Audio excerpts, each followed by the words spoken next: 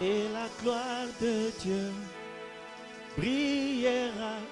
À sa lumière marcheront toutes les nations. À son trône, dans la vie, ses serviteurs le serviront et verront sa face. Il n'y aura pas de nuit, pas besoin d'éclairage, car la lumière de Dieu nous éclairera. Et la gloire de...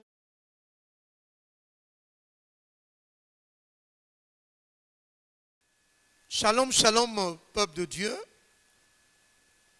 Vous tous qui êtes partout en train de nous suivre, que la paix et la grâce de notre Seigneur Jésus-Christ puisse être avec vous.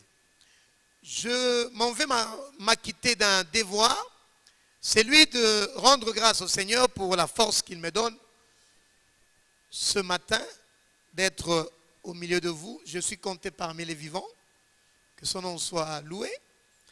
Et je remercie également le prophète Gary Kenge d'avoir une fois de plus réitéré sa confiance envers notre modeste personne afin que nous puissions partager sa parole. Bien-aimés dans le Seigneur, recueillons-nous dans la prière. Toi le Dieu grand, le Dieu puissant, maître de temps et de circonstances, je te rends grâce ce matin pour ce moment que tu nous donnes de pouvoir parler de ta part. Éternel Dieu Tout-Puissant, sois avec l'entendement de tous ceux qui vont suivre ce message. Partout où ils sont, Seigneur, touche-le. Parce que ta parole nous dit que déjà vous êtes purs à cause de la parole que vous avez entendue. Oui, Saint-Esprit, j'ai besoin de ta grâce.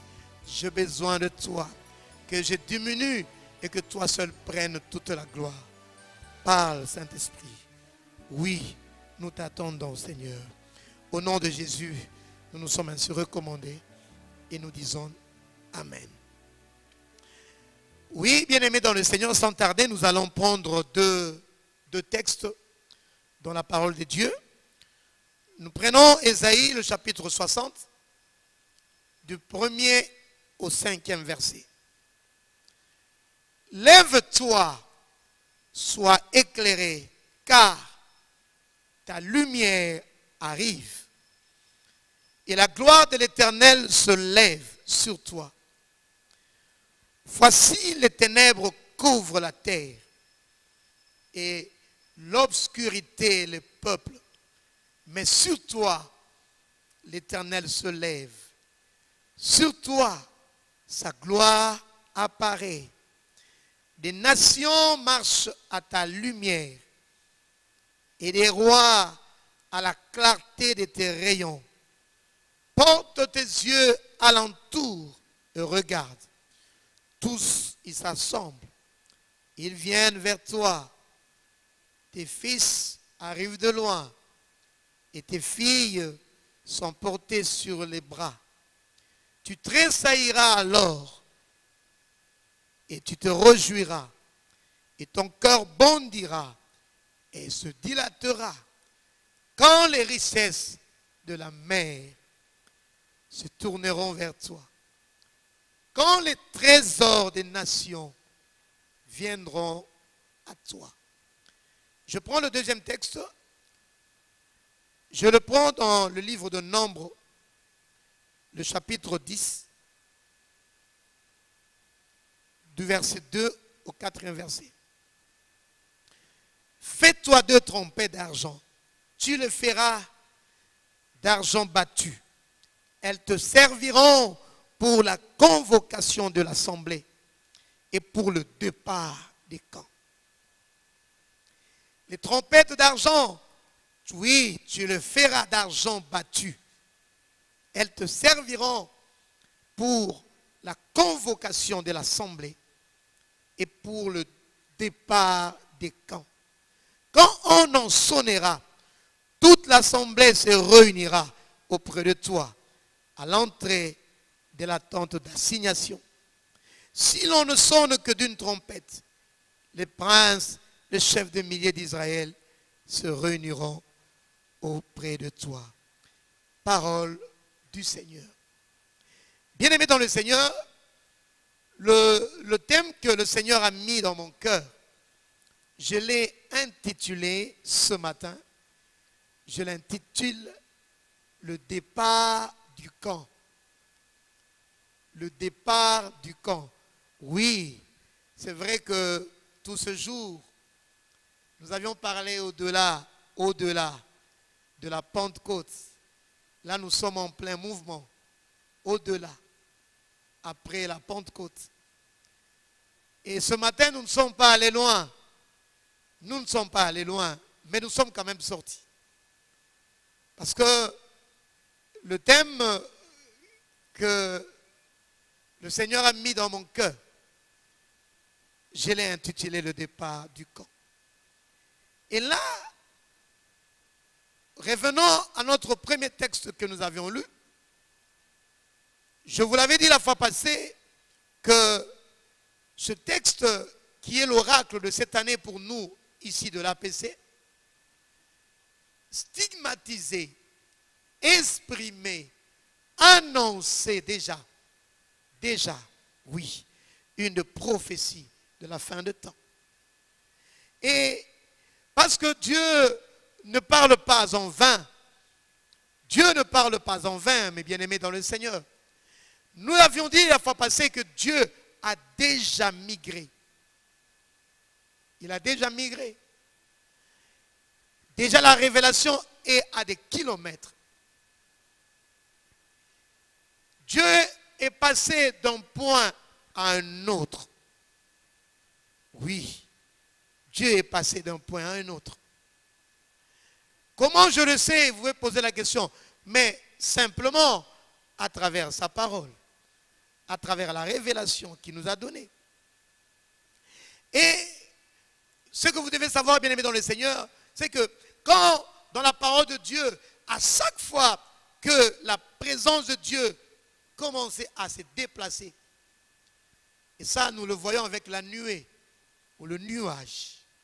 Dans l'ancien temps, quand le nuage s'est déplacé, le peuple immédiatement aussi levait les camps. Et c'est de cela que nous allons parler en ce matin. Parce que Dieu a déjà migré. Dieu est passé d'un point à un autre. Nous avions démontré cela la fois passée et nous allons encore en parler un peu ce matin. L'oracle des réparateurs de brèches est différente dans le positionnement, dans la situation de l'Église, bien-aimé dans le Seigneur. N'est pas la même chose que cet oracle, lève-toi, sois éclairé, car ta lumière arrive. Nous allons le démontrer encore une fois de plus.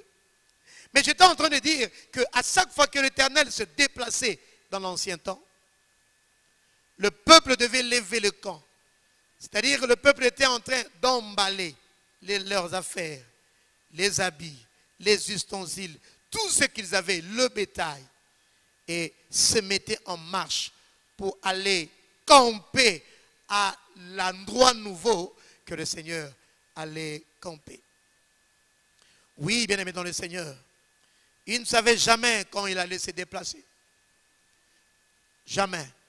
Le peuple ne savait jamais quand la nuée qui symbolisait la présence de Dieu allait se déplacer. Mais le conseil qu'ils avaient, le mot d'ordre était qu'ils devaient être prêts à tout moment. Voilà pourquoi toi aussi tu dois être prêt à tout moment pour partir avec le Seigneur. Voilà pourquoi tu dois manifester autant d'opiniâtreté, autant de sensibilité, autant de sagesse pour qu'au moment où l'Éternel est au point A, tu puisses bénéficier de toute la substance.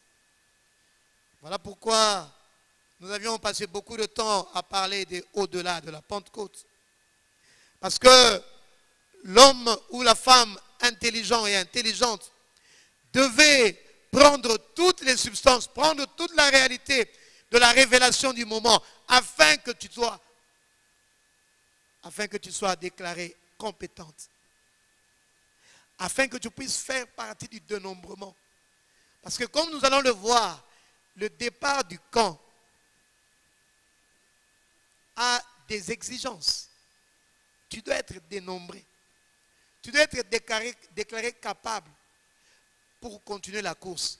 Sinon, ça ne servirait à rien que tu puisses continuer la marche et la course avec le Seigneur. Oui, l'oracle de cette année, lève-toi, sois éclairé, car ta lumière arrive. Cette lumière n'est pas une lumière de l'autre, c'est ta lumière. Bien-aimé, ici nous sommes en face de la destinée des hommes. Voilà pourquoi tu ferais mieux, très bien, de nous apprêter ton oreille ce matin. Parce que nous allons encore parler de ta destinée. Nous allons parler de ta destinée. Parce que comme j'étais en train de le dire, que l'oracle, lève-toi, sois éclairé, car ta lumière arrive. Et la gloire de l'Éternel va s'élever sur toi. Comme je l'étais en train de le dire, c'est une des prophéties liées à la moisson, à la grande moisson qui doit se faire en ce temps de la fin. Et je t'avais conseillé désormais que tu puisses porter des lunettes spirituelles à chaque fois que tu étais en train de lire ces passages pour que tu puisses être convaincu dans ton cœur. Oui, APC, lève-toi, sois éclairé, car ta lumière arrive. Bien-aimé, je te conjure, je te demande, par les compassions de Christ, à ne pas faire passer ce temps, à retirer toute la substance. Bien-aimé dans le Seigneur, je t'en conjure, bien-aimé, par les compassions de Christ, à ne pas laisser ce temps de rafraîchissement, ce temps de parole, ce temps de la parole prophétique, ce temps du son de la trompette. Ne laisse pas passer ce temps. Parce qu'il y va de ta destinée. Porte des lunettes spirituelles pour que tu puisses être tout ce que le Seigneur se proposait pour toi. Et à ceux qui sont en train de nous suivre au loin, vous devez savoir aussi une réalité, parce que vous êtes en train de nous suivre. Dieu nous a donné dans cette maison l'emblème de l'aigle. L'emblème de l'aigle. L'aigle qui a une grande vision, vous le savez. Et à ce jour, nous sommes à notre 15e rassemblement, qui sont des temps de rafraîchissement. Oui, des temps prophétiques que nous passons chaque année, où Dieu vient nous annoncer sa parole. Dieu vient nous annoncer ses oracles. Et en vertu de l'oracle de cette année, j'annonce au monde que Dieu s'est déjà avancé vers la fin de temps.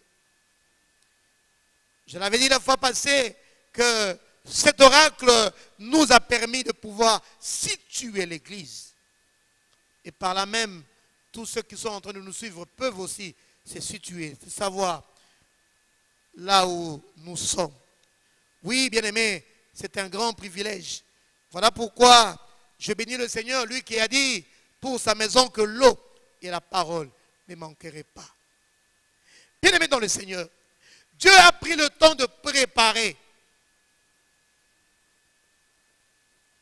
Il n'a pas quitté le point A pour aller au point B de manière brusque. Dieu ne nous a pas annoncé son oracle de manière brusque. Parce que, comme vous le savez bien que moi, parce que vous êtes de cette église, en 2018, quand Dieu était en train de nous parler de l'oracle, que Dieu a une armée qui se lève, il avait été déjà dit en ce temps que l'heure du départ avait sonné. Oui, je me souviens très bien de ce temps. Dieu avait dit qu'il était temps que le peuple puisse se lever. Parce que Dieu savait que 2 ans plus tard, il allait nous dire de nous lever, d'être éclairés, pour que nous puissions revêtir notre lumière. Et l'orateur avait même exprimé, il avait dit les mêmes paroles que je suis en train de dire ce matin. Il avait dit que Dieu n'était pas dans le statu quo. Voilà le terme que lui, il avait utilisé. Mais l'homme de Dieu s'était plaint. Parce que, alors que Dieu voulait faire quelque chose, alors que Dieu voulait coopérer avec l'homme, l'homme est resté sans bouger. L'homme n'a pas suivi. Et cette année, l'occasion nous a été donnée, l'occasion lui a été donnée de taper encore du poing sur la table et de nous interpeller encore lors de la célébration de la fête de la Pentecôte. En déclarant que les années se succèdent année après année. Succession d'années, oui. Malheureusement, les enfants de Dieu oubliaient vite la fête. C'était le jour de la célébration de la fête de la Pentecôte. Les enfants de Dieu oubliaient. Et pourtant, il y avait autant d'enseignements que nous pouvions tirer. Dieu n'a pas voulu que nous puissions célébrer la fête et puis oublier. Non. Dieu a voulu que nous puissions savoir vivre notre Pentecôte. Oui. Et nous avons expliqué au peuple comment il fallait vivre cette Pentecôte. Comment on pouvait célébrer cette fête chaque jour dans nos vies. Notamment en moissonnant les âmes chaque jour. Cela doit être une culture de chaque jour pour toi, mon frère. Parce que la fête de la Pentecôte était une fête de la récolte. Une fête de la moisson. Nous l'avons vu en long et en large. Et chaque jour de nous, nous devions avoir cette pensée d'aller prendre, d'aller moissonner les âmes pour le Seigneur. Mais non seulement aller moissonner les âmes, nous l'avions dit, mais également en produisant dedans de nous des fruits dignes de repentance. Parce que Dieu cherchait les fruits. Oh, toi qui es au loin en train de nous écouter ce matin, sache que Dieu veut moissonner des fruits dans ta vie. Et il a été dit dans cette église que c'est l'amour qui produit les vrais et les grands miracles. Ce n'est pas le feu, ce n'est pas le feu, mais c'est l'amour qui produisait les miracles et les prodiges. Bien-aimés dans le Seigneur, vous serez d'accord avec moi qu'aujourd'hui, nous avons un problème de discerner le vrai du faux miracle. Quand j'accomplis un miracle au nom du Seigneur, il y a un faux qui viendra accomplir le même miracle, mais avec de la magie. Ça, vous le savez. Mais le même prophète qui a accompli ce miracle par la magie sera incapable de nous produire l'amour. Parce que le diable ne peut produire les fruits de l'esprit. Le diable ne peut imiter l'amour parce qu'il lui est impossible de produire les fruits de l'esprit. Voilà pourquoi cet homme, soi-disant grand prophète, qui accomplit des miracles, qui accomplit des prodiges, mais quand vous voyez son caractère laisse à désirer. Ce ne sont pas des hommes et des femmes humbles. Ce ne sont pas des hommes et des femmes qui sont bienfaisants, non. Parce qu'ils n'ont pas de fruits à montrer. Ils n'ont pas de compassion pour les âmes. Nous avons montré comment célébrer la Pentecôte dans une vie. En allant moissonner les âmes du Seigneur. Et cela doit être inculqué dans ta vie chaque jour. Tu dois apprendre à produire des fruits dans ta vie. Voilà pourquoi dans Actes le chapitre 10, le verset 38, nous l'avions dit, nous le répétons. Ne dit-on pas que la répétition est la mère des sciences? Dieu avait rempli d'Esprit Saint Jésus-Christ de Nazareth et de force. Et il allait de lieu en lieu, guérissant les malades et faisant du bien aux hommes. Et nous avions dit que non seulement Jésus avait le dunamis, nous en parlerons en passant, mais également il produisait. Il produisait. il avait un caractère de fer. Quand on voyait Jésus, on voyait son Père. Parce qu'il a dit à Philippe, c'est lui qui m'a vu, a vu le Père. Il a marché sur la terre en étant un homme puissant.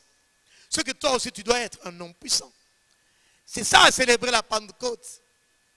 Parce que l'esprit que nous avons, l'esprit qui nous a revêtus, l'esprit que nous avons au-dedans de nous, n'est pas un esprit de timidité, mais un esprit de force. Par ailleurs, Dieu ordonne que tu sois puissant. Voilà pourquoi j'avais encouragé les hommes de partout à marcher sur le problème qui jadis était en train de dominer dans leur vie. Voilà pourquoi je vous ai encouragé de partout où vous êtes à vivre la vraie réalité de la parole, à y croire. Oui, parce que vous avez le dunamis. Vous avez le dunamis. Vous avez un pouvoir, une puissance en continu, une puissance continuelle, une puissance de chaque jour. Dieu vous a doté de cette provision parce qu'il vous a donné des ordres. Aujourd'hui, nous n'assistons pas à ce genre de choses. Les gens ont perdu ces choses. Mais à travers cette parole, je t'exhorte, bien-aimé dans le Seigneur, à reprendre du poil de la bête et à aller en sachant que la promesse était déjà accomplie. Et tu as le dunamis pour être un homme et une femme puissants. Pour que tu produises des fruits dans ta vie. Parce que tu as le dunamis comme Jésus, qui était fort et puissant, qui guérissait, qui faisait du bien, mais qui produisait également des fruits.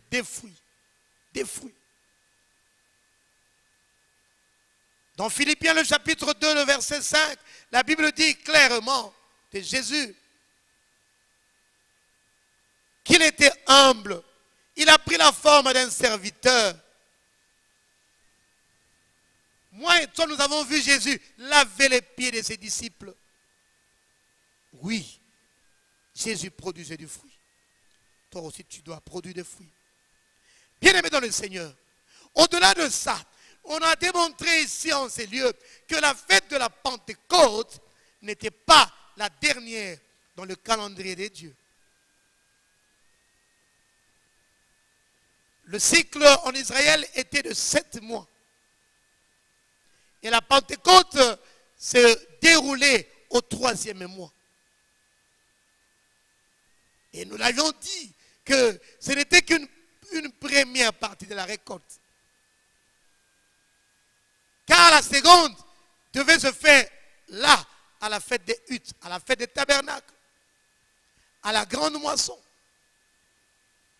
Et curieusement, l'oracle que Dieu nous a donné nous positionne déjà vers ce temps des huttes. Parce que la Bible parle de la gloire qui doit se lever sur nous quand notre lumière arrivera. Oui, l'oracle de cette année nous positionne déjà vers la grande moisson. Parce que je vous avais dit que quand vous lisez ce passage dans d'autres versions, notamment Darby, le verset 5 d'Ésaïe 60 parle clairement de l'abondance de la mer. Et tout lecteur de la Bible, tout étudiant de la Bible sait que quand la Bible utilise cette expression, il ne fait part d'une moisson. Il ne fait part des âmes de Dieu à récupérer. Oui, je suis en train de dire que la fête de la Pentecôte n'était pas la dernière dans le calendrier en Israël. Et cela est d'autant plus vrai que lors de cette fête, Dieu avait accepté le levain. Oui, le levain. Mais ce n'était pas sa position initiale. Dieu a accepté le levain parce qu'il sait en tant que Dieu que le péché devait persister. Persister, ce n'est pas le vrai verbe. Je cherche un verbe, oui. Dieu savait que le péché allait être dans l'église. Il le savait. Dieu le savait. Parce que la fête de la Pentecôte parle de l'église. Mais dans toutes les autres fêtes en Israël, il n'y a eu aucun cadre de la Pâque. D'ailleurs, à la fête de Pâques, pendant toute une semaine du déroulement de cette fête, on recherchait même par moyen de torches, dans les recoins des maisons, tout endroit qui pouvait porter du levain. C'était la fête des pains sans levain. Même à la dernière fête, la fête de tabernacle, nous aurons un moment où c'était le jour le plus saint en Israël, qui est appelé la fête des expiations. Nous verrons tout cela plus tard. Mais ce que je veux seulement savoir, ce que je veux seulement que vous puissiez savoir, c'est qu'à la fête de la Pentecôte, il y a eu le levain. Le levain qui n'est pas la position finale de Dieu, qui n'est pas la position finale que toi tu dois avoir. Parce que Dieu va venir prendre une église qui brille, une église qui rayonne, une église où il n'y aura ni ride ni tache, nous dit la parole de Dieu. Voilà pourquoi nous disons que nous devons aller au-delà de cette fête de la Pentecôte. Nous devons la célébrer et nous devons savoir aller au-delà. Voilà pourquoi nous sommes en train de parler des départs de camp ce matin. Oui, bien-aimés dans le Seigneur. Et je l'avais dit la fois passée, qu'avant d'aller plus loin, Dieu voulait qu'au devant de toi, il voie un effort de ta part. Parce que Dieu doit te considérer. Dieu doit te voir, doit te considérer comme mature, afin de déverser une autre onction pour une autre mission. Parce que les réalités changent. Nous devons aller d'une dimension à une autre plus grande. Nous devons aller d'un flot à un autre flot. Or, si déjà au niveau de la Pentecôte, tu n'arrives pas à satisfaire, si déjà au niveau de la Pentecôte, tu as déjà des problèmes, il te sera difficile d'aller dans d'autres projets meilleurs avec le Seigneur. Voilà pourquoi j'étais en train de dire la fois passée que quand quelqu'un ne sait pas aller au-delà de la Pentecôte, il va saluer sa destinée de loin. Cette personne-là ne verra jamais de lumière dans sa vie. Pourquoi? Parce qu'il n'aura pas eu l'intelligence de la vision. Parce qu'il ne se sera pas levé dans sa vie. Et pourtant, l'oracle dit, lève-toi, lève-toi et sois éclairé.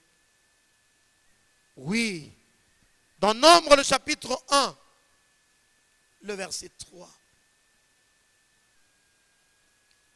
Parce que je suis en train de dire que Dieu doit te considérer mature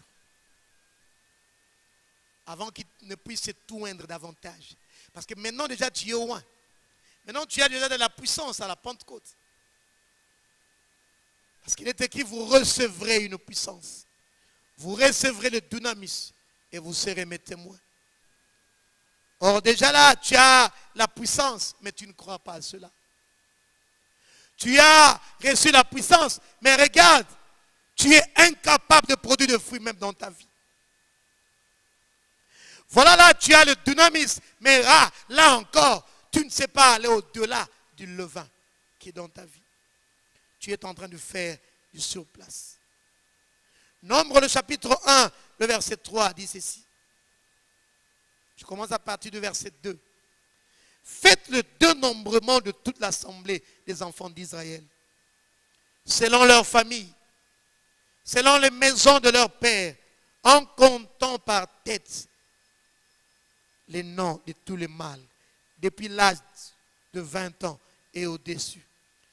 Tous ceux d'Israël en état de porter les armes, vous en ferez le dénombrement. Oui, Oui. Tous ceux-là qui ont la capacité de porter des armes, des vrais hommes, tous ceux-là qui peuvent aller au combat, ils étaient là au milieu du peuple d'Israël. Mais au milieu du peuple d'Israël, Dieu va venir prendre, il va venir dénombrer. Nous le verrons par la suite. Nous le verrons par la suite. Et ceux-là qui avaient la capacité de porter des armes, à ceux-là on a remis des armes. Je relis la parole, c'est important à ce niveau. Nombre chapitre 1, le verset 3. Faisons parler exactement. Écoute ce que la Bible dit. Depuis l'âge de 20 ans et au-dessus, tous ceux d'Israël en état de porter des armes. Ça, c'est un commentaire que moi je fais. La Bible ne dit pas qu'ils avaient déjà des armes. Mais la Bible dit qu'ils étaient en état de porter les armes.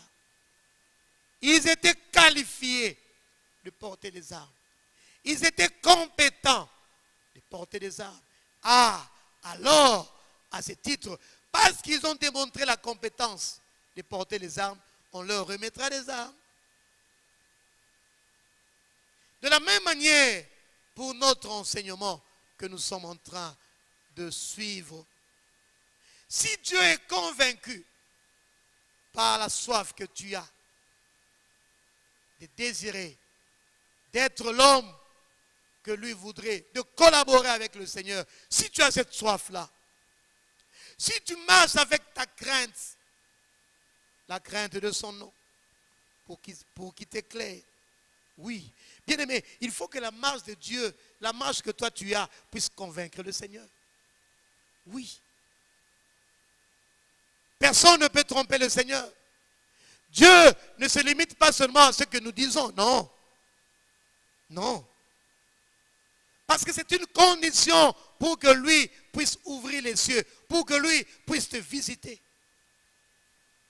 Dieu dit clairement dans l'oracle, lève-toi, lève-toi, sois éclairé. Et il a été dit en ces lieux que cet éclairage-là viendra du Seigneur. Celui qui viendra t'éclairer. Celui qui viendra t'arroser de la pluie de l'arrière, de la première et de l'arrière-saison. Celui qui viendra t'émonder. Pourquoi? Parce que la finalité de Dieu, c'est que toi, tu puisses embrasser ta lumière. Dieu veut que tu sois un homme glorieux, mon frère. Dieu veut que tu sois une femme glorieuse, mon frère, ma soeur. C'est ça la volonté de Dieu. Il veut que tu prospères. N'avez-vous pas lu dans les Écritures que Dieu souhaite que nous puissions prospérer? Mais avant cela, il y a une condition. Il faut que tu te lèves. Oui. J'étais en train de dire que Dieu ne s'attardera pas simplement à tes paroles. Ça serait trop facile, bien-aimé. Ça serait trop facile. Seigneur, donne-moi, je veux être inondé de la pluie de l'arrière. Oui, viens me remplir de la puissance. Mais pour que tu fasses quoi avec cela? Pour que tu en fasses quoi? Parce que déjà tu as le dunamis. Parce que déjà tu as l'Esprit du Seigneur. Mais tu ne fais rien avec ça. Tu ne fais rien avec ça. Comment veux-tu avancer avec le Seigneur? Oh, voilà pourquoi la Bible dit que nous devons racheter le temps et discerner ce que Dieu veut pour notre vie. Dieu ne s'attardera pas simplement à tes paroles. Il nous connaît autant que nous sommes. Personne ne peut mentir à Dieu. Oui, parce que lui, il lit dans nos pensées. Voilà, tu n'as qu'une solution. Tu n'as qu'une tâche à faire. Entre dans l'intelligence de la parole. Entre dans l'intelligence de l'oracle. Et deviens tout ce que Dieu s'est proposé pour toi. Le plus souvent, nous avons abusé de nos bouches, abusé de notre parole. On a fait un Dieu de promesses qu'on n'a jamais réalisé. Oui, Nous avons fait autant de vœux au Seigneur, mais que nous n'avons jamais réalisé. Seigneur, si tu fais ça pour moi, oh, si tu te souviens de moi, c'est que oui, je vais te donner ceci. Oui, Seigneur, il est difficile d'avoir des femmes comme Anne. Anne a fait un vœu à l'Éternel. Elle a demandé à l'Éternel un enfant. Cette race est rare aujourd'hui. Autant de promesses, autant de vœux qui ont été faits au Seigneur. Quand le Seigneur a agi, quand tu as vu, quand tu as expérimenté la visitation divine, eh bien, te voilà, tu as tout oublié. Et pourtant, le travail que tu as, c'est l'Éternel qui t'a donné. Les frères et les sœurs ont prié pour toi. L'argent que tu as en multitude, il y a eu des frères qui ont prié pour ça. Mais te voilà parti. Oui, tu es parti. Bien-aimé, les choses que nous sommes en train de dire sont tellement sérieuses que je ne crois pas que Dieu va s'attarder à nos paroles seulement. Non. Il faut qu'il y ait harmonie entre ce que tu dis et la position de ton cœur. Nous sommes à l'heure de la réalité. À l'heure de la réalité. Dieu sait que tout ce que tu fais comme promesse, tu vas mentir. Tu ne vas pas réaliser ta parole. Tu as promis ton temps au Seigneur. Mais voilà, ta bénédiction fait en sorte que tu n'aies plus de temps pour le Seigneur. Quelqu'un m'a fait rire la fois passée, il m'a dit, Samuel, il faudrait que nous puissions donner la dîme de notre temps au Seigneur. On a par jour 24 heures. Moi, je m'arrange pour que plus ou moins 2h30, je puisse donner cela au Seigneur. Oui, ça, c'est la manière de comprendre les choses. Il n'a pas tort. Même ton temps, tu ne l'as pas pour le Seigneur. Bien-aimé, réponds-toi. Si tu as oublié, oui, laisse-moi te dire que tu peux oublier, mais mon Dieu, le Dieu du sanctuaire, le Dieu tout-puissant, le Dieu El Shaddai, lui, n'oublie rien. Il n'oublie pas, lui. Bien-aimé dans le Seigneur, lève-toi, sois éclairé, car ta lumière. Tu n'as pas d'autre solution. Je ne sais pas si tu as bien ouvert tes oreilles pour m'écouter. Dieu veut que tu ailles embrasser ta lumière. Ta lumière qui est en train de symboliser ta destinée. C'est la volonté de Dieu. Dieu te l'a dit. Nous sommes à la fin des temps. Nous l'avions démontré à travers l'oracle. Et ce que Dieu veut dans ta vie, c'est que tu ailles embrasser ta lumière.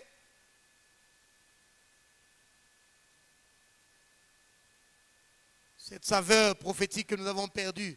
Dieu te donne une occasion de te racheter. Il te dit, lève-toi. Ne te perds pas par de simples mots. Ne te perds pas par de simples promesses. Mais comprends l'oracle, comprends la parole et entre dans le champ. Demande au Seigneur, qu'est-ce que tu veux que je fasse? Parce que je dois embrasser ma lumière. Comme cet avocat. Oui, comme cet avocat. En parlant du malentendu théorique, a dit, on ne juge pas les papiers. Parce qu'on voulait qu'il juge pièce par pièce. Il a dit, on ne juge pas les papiers, mais on juge la personne, on juge l'infracteur. Moi aussi aujourd'hui, je peux dire que non, Dieu ne jugera pas seulement tes paroles, mais surtout ton comportement. Ton comportement. Quelle est l'attitude de ton cœur? Qu'est-ce que tu fais dès à présent? Quels sont les efforts? Dieu ne voit aucun effort. Oui, oui. Parce que déjà nous avons la puissance. Nous avons la puissance à la Pentecôte. Toi et moi, nous avons reçu la puissance de Dieu. Qu'est-ce que nous faisons de cela? Qu'est-ce que tu fais de ça? Alors si tu ne fais rien de cela, comment veux-tu que Dieu te qualifie pour de grandes choses? Et là je pense que même si tu demandes la pluie de l'arrière-saison, même si tu le demandes, je doute fort que Dieu te la donne, cette pluie. Une pluie qui vient pour t'éclairer, une pluie qui vient pour t'émonder, enlever les petites herbes qui sont à côté de toi pour que tu puisses encore porter beaucoup de fruits.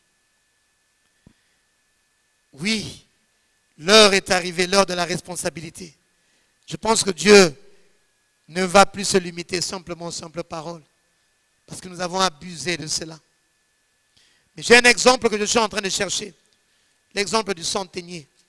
Actes chapitre 10, le verset 4. Oui, écoutez ce que la parole de Dieu déclare à propos de ce centenier. Peut-être que cette leçon peut aussi nous servir de conseil. Actes chapitre 10. À la maison, tu peux commencer à partir du premier verset. Mais moi, je prends l'exemple simplement à titre d'illustration. Et au verset 4, la Bible dit ceci. Les regards fixés sur lui, et saisi de foi, il répondit, qu'est-ce que c'est, Seigneur? Et l'ange répond au centenier. Il s'appelait Corneille. L'ange lui dit, tes prières et tes aumônes sont montées devant Dieu et il s'en est souvenu. Quelle merveilleuse illustration. Lui, il n'a pas eu son satisfaisit des hommes, non. Il n'a pas voulu plaire les hommes, non. La Bible ne nous le dit pas. Mais inlassablement, il persévérait dans les prières. Même quand il ne voit encore rien, il persévère. Et dans les aumônes. Alors que je suis en train de citer cet exemple, je vois encore l'homme de Dieu un jour me parlant, le prophète Gary. Il me dit, Samuel, c'est vrai que vous avez vu beaucoup d'exemples de la persévérance dans la Bible. Mais moi aussi, je suis un cas. Un cas. Ça, on parlait entre le père et l'enfant.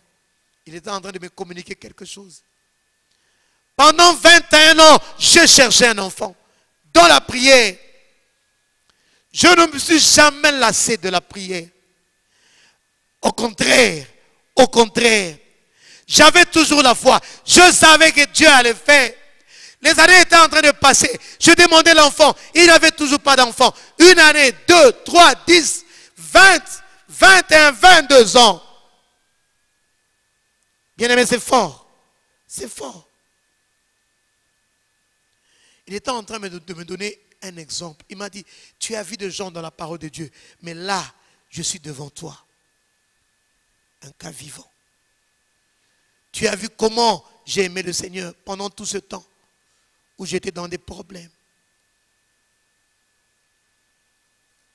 Pendant 22 ans, c'est moi qui étais en train de vous remettre sur la ligne. Vous dire que non, on ne vient jamais en retard à l'église. J'étais toujours là à temps. Et là, bien-aimés frères de l'APC, vous n'allez pas me contredire. Nous avons vu cela. Maintenant, si la tête a montré l'exemple, lui, il va en s'attirer. Il va s'étirer parce qu'il nous a montré la bonne voie. Mais nous, que faisons-nous par la suite? Oui, oui. Bien-aimé, tu veux être qualifié pour de grandes choses. Cherche maintenant à influencer le Seigneur. Comme les avocats du ministère public, de la partie civile et ceux de la défense. Tout le monde avait un objectif, c'est celui d'influencer le Père. Où sont les hommes et les femmes intelligents pour influencer le Seigneur, notre Seigneur, pour qu'il déverse une pluie? Oui. Dans l'oracle, il est dit, lève-toi, lève-toi, avant d'aller loin vers ta destinée. Lève-toi. Bien-aimé, je fais une parenthèse. Une parenthèse où j'ai résumé tout cela qui nous ont suivis, tous ceux-là qui ne nous avaient pas suivis peuvent avoir une idée. Parce que là maintenant on va encore décoller. Je reviens au sujet du jour. J'étais en train de dire que Dieu s'est déplacé. Il se place désormais à des kilomètres. Et comme nous l'avons vu en Israël, que chaque fois que Dieu se déplaçait, chaque fois que Dieu voulait partir, il ferait en sorte que la nuée se lève et commence le voyage. La nuée se levait la nuée commençait les voyages. Et quand le peuple voyait cela, le peuple démontait les tentes. Le peuple prenait le bétail. Le peuple était en train d'amasser leurs affaires pour suivre le nuage. Pourquoi? Parce que Dieu s'était déplacé. Je suis en train de dire que chaque fois que le nuage se mettait à bouger, ceux qui étaient chargés d'abord de la trompette sonnaient pour annoncer le départ. Voilà pourquoi nous avons lu le texte de Nombre, le chapitre 10. On sonnait de la trompette. La trompette était sonnée. Oui, la trompette était sonnée. Fais-toi de trompettes d'argent. Elles te serviront pour convoquer l'assemblée et pour le départ des camps. J'aimerais que pendant ces quelques instants qui nous restent, que nous puissions ouvrir l'oreille et bien l'ouvrir. Oui, bien-aimés, chaque fois que les trompettes sonnaient, là, le peuple devait se rassembler. Le peuple était convoqué. Parce qu'on devait annoncer le départ du camp. Aujourd'hui, nous n'avons pas de trompette. Mais, toi et moi devions comprendre que la trompette est comparable à la voix du prophète. En ce temps. De partout où vous nous suivez, comprenez une chose, que le son de la trompette doit être comparé de nos jours à la voix du prophète de Dieu. Dans Apocalypse, le chapitre 1, le verset 10, je vais citer, et il me dit, je fus ravi en esprit au jour du Seigneur, et j'entendis derrière moi une voix forte, comme le son d'une trompette. Ça, c'est l'apôtre Jean. Il fut ravi en esprit. Voilà pourquoi l'homme de Dieu était en train de crier, alors que nous parlions du lever de l'église, que maintenant plus que jamais, il faut que les gens soient ravis. Il faut que les gens soient saisis. Il faut que les gens puissent monter. Oui, le temps est arrivé. Nous sommes au temps de Joël qui a prophétisé. Après ce temps, je répandrai de mon esprit. Oui. Oui. Le son de la trompette doit être comparé à la voix du prophète. Et dans 1 Corinthiens, le chapitre 14, le verset 8 et 9, la Bible dit, et si la trompette rend un son confus, qui se préparera au combat? Si la trompette rend un son confus, le peuple ne peut pas se préparer. Le peuple ne peut pas se réveiller. Non. Le peuple ne peut pas se réveiller si le son est confus. De même, vous, si par votre langue, vous ne donnez pas une parole distincte. Là, c'est clair, vraiment. C'est très clair. On dit par l'apôtre Paul, de même vous, si par la langue, vous ne donnez pas une parole distincte, comment saura-t-on ce que vous dites? Car vous parlez en l'air. Bien-aimés dans le Seigneur, Dieu n'a jamais cessé d'envoyer des hommes pour sonner de la trompette. Et si aujourd'hui l'église de Dieu est faible, c'est parce qu'il ne sait pas discerner le son de la trompette. Je vais prendre notre exemple. Un peu de temps, un peu de patience. Si nous sommes faibles, c'est parce que nous ne savons pas discerner le son de la trompette. Voilà pourquoi il est écrit dans la parole de Dieu, heureux le peuple qui connaît le son de la trompette. Car sans cela, le peuple sera sans frein. Bien-aimés, aujourd'hui les gens sont en train de marcher sans repère. Ici, vous avez ce privilège de savoir que Dieu s'est déplacé, mais les autres n'ont aucun son. Ils ne savent pas à quelle heure nous sommes. Ils ne savent pas là où Dieu se situe à l'instant. Vous de l'APC, vous qui nous suivez, vous avez reçu un privilège ce matin parce que vous êtes situés. Pourquoi? parce que la trompette a rendu un son clair que nous sommes en train de déchiffrer. Oh Église, réveille-toi. Église, réveille-toi. Oui, parce que Dieu veut parler aux nations. L'Église a perdu quelque chose d'important. Les sentinelles, oui. L'Église a perdu quelque chose d'important. Les sentinelles. Ceux-là qui doivent rester là très haut dans la tour. Ils sont devenus rares. Oui, ils sont devenus rares. Très rares. Voilà pourquoi maintenant aujourd'hui, on a un problème pour donner un sens à la nuit prophétique. On a un problème pour donner une suite favorable, une explication claire aux confusions que nous sommes en train de vivre dans nos vies chaque jour. Oh Église, réveille-toi, réveille-toi, parce qu'il est important de comprendre. Il est important de discerner le son de la trompette. Nous sommes faibles parce que nous ne discernons pas. Qu'est-ce que Dieu a dit? Qu'est-ce que Dieu veut? Où est Dieu? Nous avons des problèmes.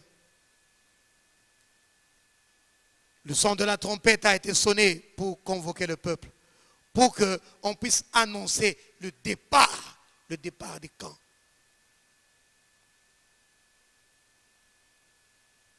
Tu dois, enfant de Dieu, discerner.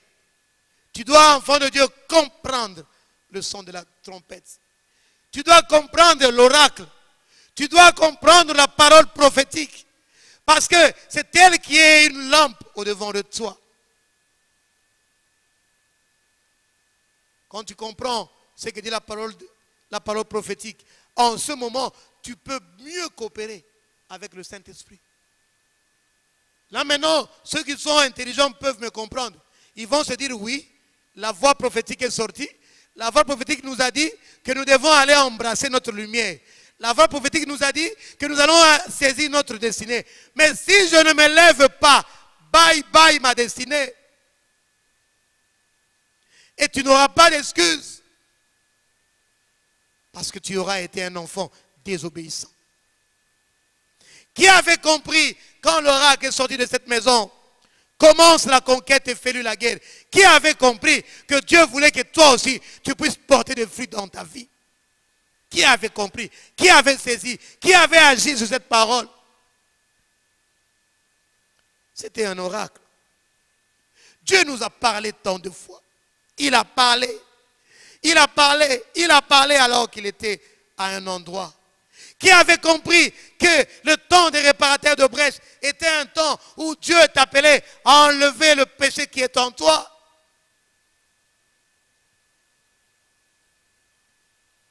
Qui a compris cela? Qui avait compris ça? Parce que l'église de Ésaïe 58, l'église des réparateurs de brèche, était une bonne église. Une église qui cherchait le Seigneur. Mais il y avait quelque chose qui ne plaisait pas au Seigneur.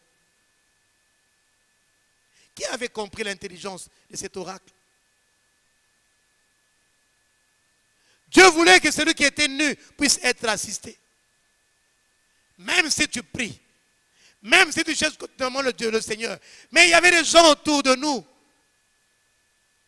Ésaïe 58. Qui étaient nus. Et au verset 9 d'Ésaïe 58, nous l'avons vu déjà. Je ne reviendrai pas parce que je n'ai pas assez de temps. Je suis en train de chuter, de toucher vers la fin du message. Nous avons dit que quand tu vas enlever ce levain, quand tu vas marcher selon la coopération que tu auras de l'oracle et du Saint-Esprit, alors ta lumière poindrait. Si je n'ai pas oublié, c'est dans Ésaïe chapitre, le verset 9, Ésaïe 58. Et parce que ta lumière poindrait, tu deviendrais ce que Dieu s'est proposé pour toi. Pour le cas d'Ésaïe 58, il deviendrait celui qui montre le chemin, celui qui rend le pays habitable. Oui, heureux le peuple qui connaît le son de la trompette. Bien-aimé dans le Seigneur, laisse-moi encore enchérir en disant ceci. Tout juste après la fête de la Pentecôte, il y avait la fête des trompettes.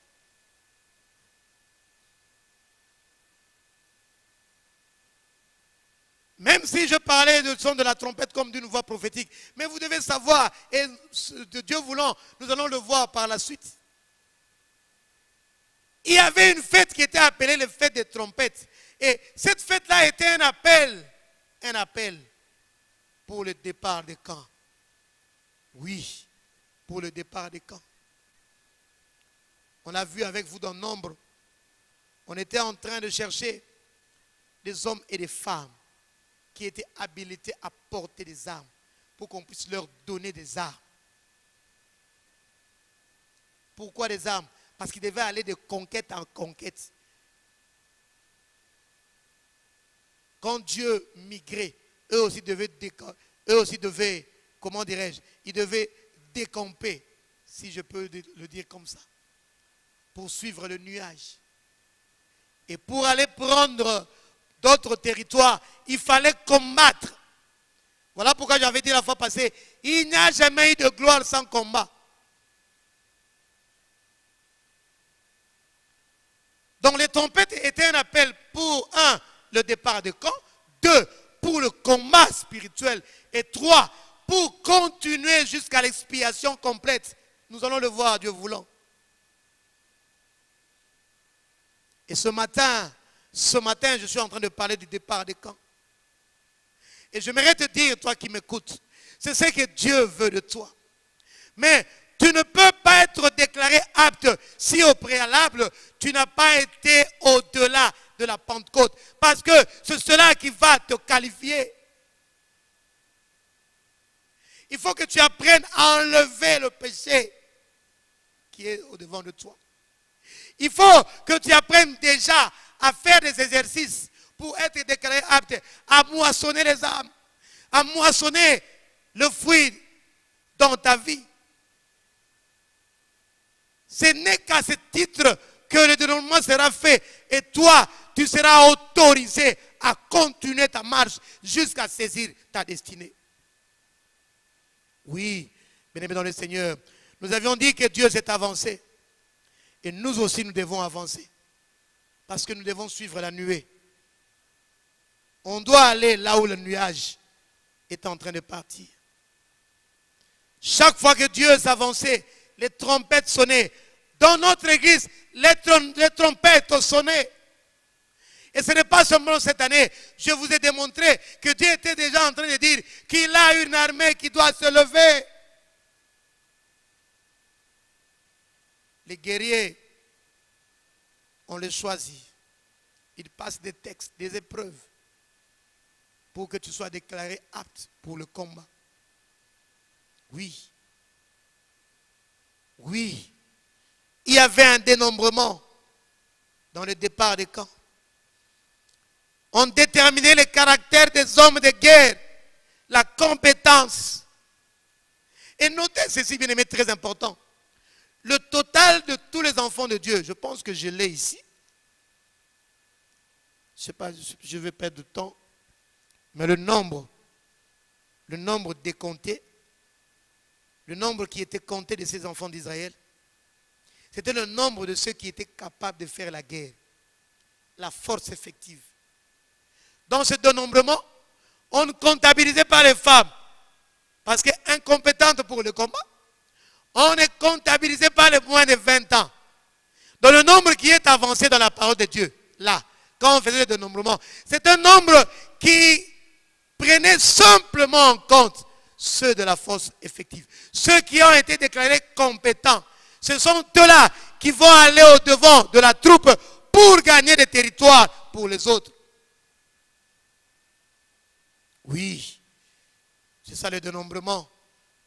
Et à ce niveau, j'ai une question à te poser. Bien-aimé, toi qui es en train de me suivre ce matin. Es-tu partant ou non partant si le dénombrement se faisait ce jour? À supposer qu'on est en train de sélectionner, oui, voilà le terme, de sélectionner ceux qui doivent faire le départ, ceux qui doivent aller au devant, ceux qui doivent aller au combat. Je te pose la question, es-tu partant ou non partant? Est-ce que ton comportement, comment dirais-je, ton comportement, tes appréhensions,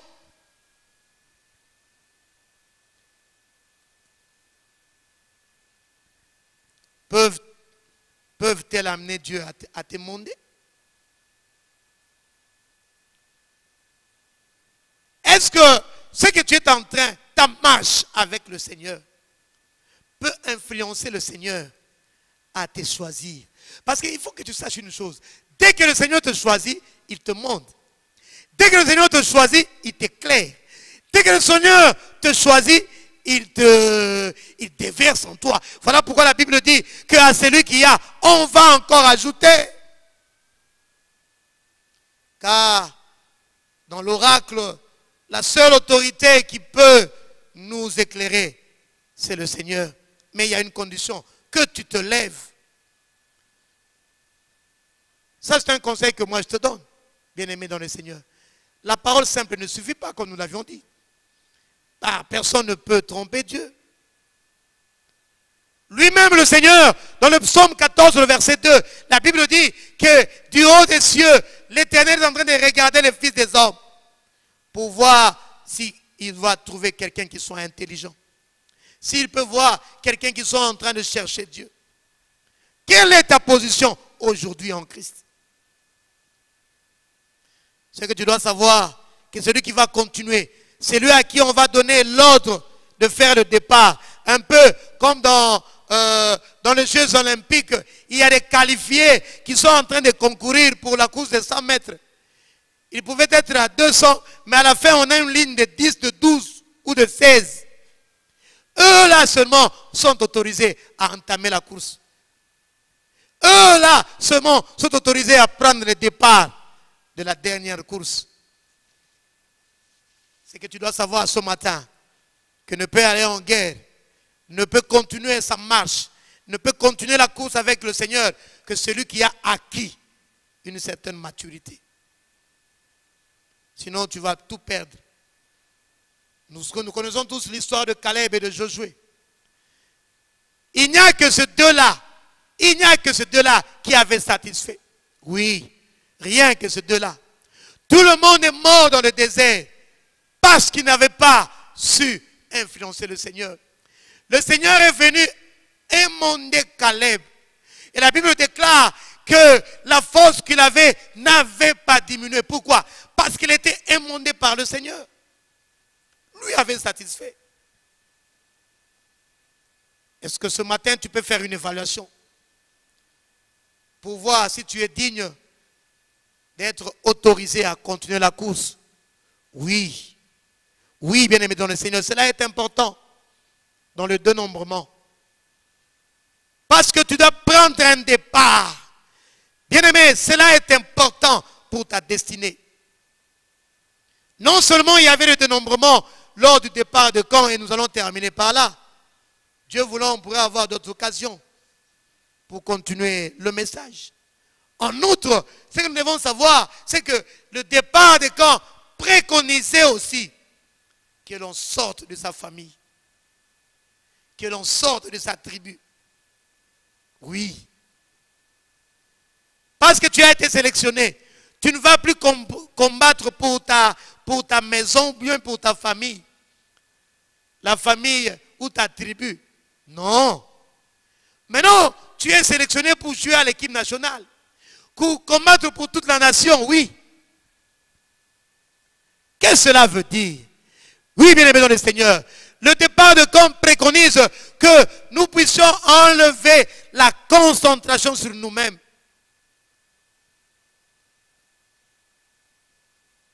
Là déjà, tu dois commencer à avoir de la compassion pour les autres. Là seulement, tu dois avoir du souci pour l'autre, pour le voisin. Qu'il aille de l'avant. Que tu le serves. Souvent, ça nous échappe. Cela fait aussi partie du départ des camps.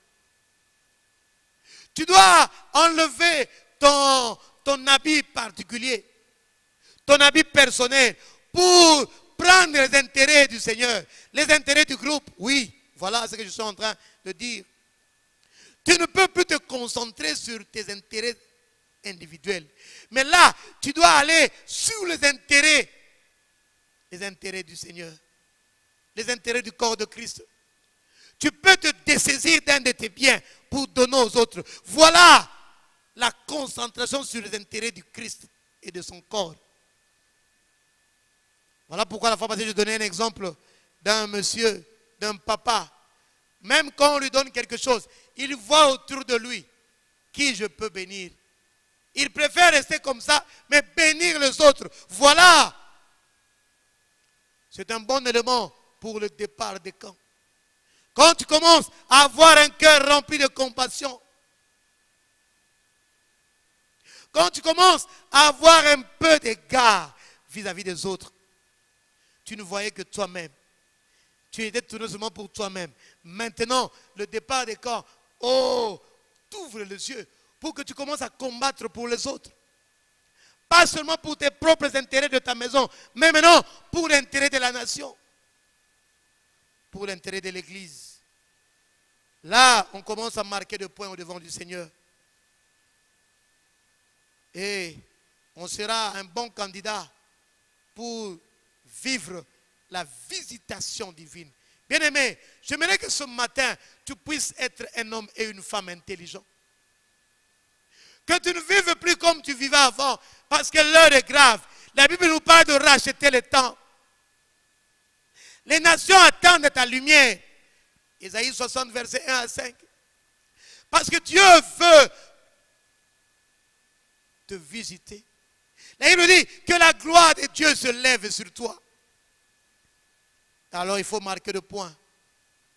Oui, concernant ce dernier point, je suis en train de dire que plusieurs se comportent comme des membres isolés.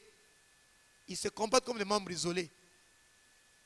C'est un corps, l'Église, mais plusieurs se comportent comme des membres isolés. La main ne s'occupe pas du pied. Le pied ne s'occupe pas de la main. La main ne s'occupe pas. Imaginons un peu une main qui ne s'occuperait pas de la bouche.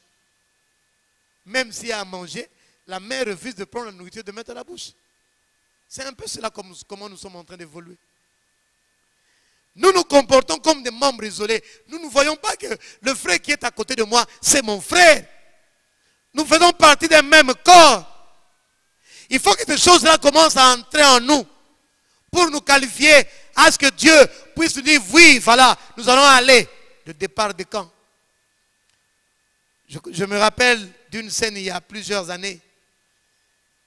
Il y a une sœur qui avait reçu une vision de la part du Seigneur.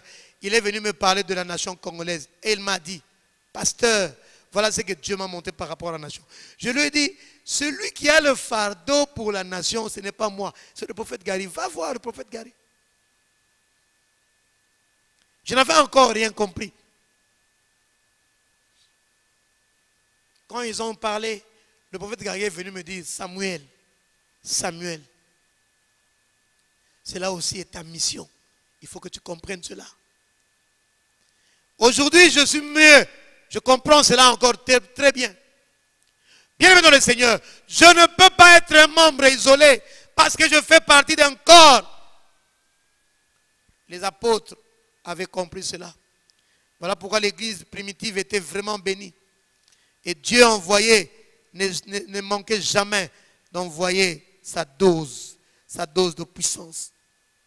Parce que dans Actes chapitre 2, verset 42, là, il vous dit, il persévérait dans l'enseignement des apôtres, dans la communion fraternelle, dans la fraction du pain et dans les prières. La prière vient en dernier lieu. Aujourd'hui, c'est la prière qui vient en premier lieu. Ton frère a faim, mais nous commençons d'abord par la prière et après on se salue, on part. Mais ici, d'abord il y avait l'enseignement, ensuite la communion. Chacun voulait savoir est-ce que l'autre tu te portes bien. Ce n'est plus le cas aujourd'hui, bien-aimés dans le Seigneur. Nous devons revenir. Voilà pourquoi le papa nous dit tout le jour ici que nous devons revenir à l'enseignement des apôtres. Ça aussi, c'est l'enseignement des apôtres. Bien-aimés dans le Seigneur, nous sommes en train de finir ce message en vous disant que Dieu a déjà migré. Dieu est à des kilomètres.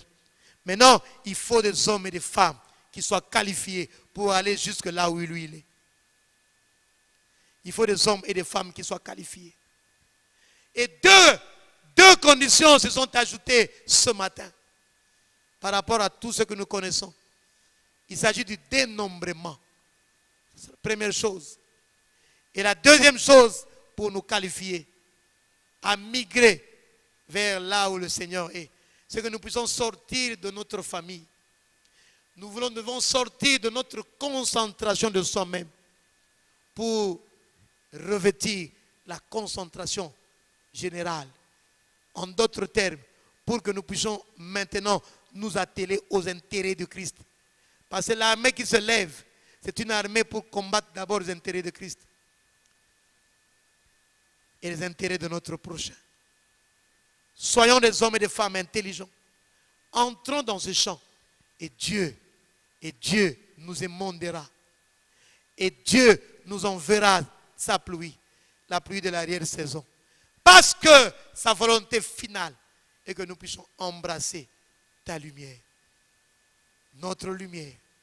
Pas la lumière de l'autre, mais ma lumière. La lumière serait au prix. Il n'y a qu'une lumière pour moi. Il n'y a qu'une destinée pour moi. Tu as une destinée. Et cette destinée, c'est la lumière pour toi. Que tu dois embrasser, que tu dois saisir. Et Dieu t'invite à aller vite, à embrasser cette lumière. Pour cela, sois un homme intelligent. Sois une femme intelligente. Sois un homme sage. Sois une femme sage. Que mon Seigneur vous bénisse. Amen. Et la gloire de Dieu brillera, à sa lumière marcheront toutes les nations, à son trône dans la vie. Ses serviteurs le serviront et verront sa face. Il n'y aura pas de nuit, pas besoin d'éclairage, car la lumière de Dieu nous éclairera. Et la gloire de